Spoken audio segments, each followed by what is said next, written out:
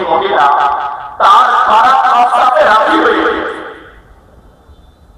তখন লোকটি বলল, এই জঙ্গলে আমরা দুইজন শুধু আমরা দুজনে রয়েছে। এরপর মহিলা ওই লোককে, ওই ব্যক্তিকে জিজ্ঞেস করলো, মহান আল্লাহ সম্পর্কে তোমার কি জানা? তিনি কি আমাদের দেখছেন? লোকটি বলল, আল্লাহ স্বয়ং দেখে বা আল্লাহ নিদ্রা দেখে বা পবিত্র, ঘুম তাকে স্পর্শ করে না।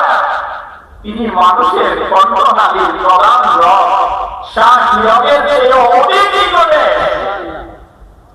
এই আজকালের শুনুন শুনুন শুনুন।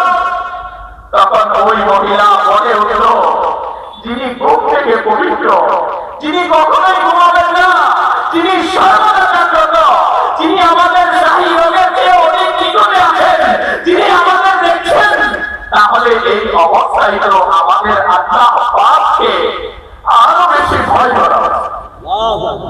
কারণ তিনি দেখছেন, আল্লাহ পাক দেখছেন, তিনি আমাদের কণ্ঠনালীর প্রধান রোগে নিকটে রয়েছেন।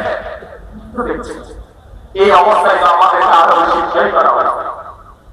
মহিলার এই কথা শুনে ওই আল্লাহ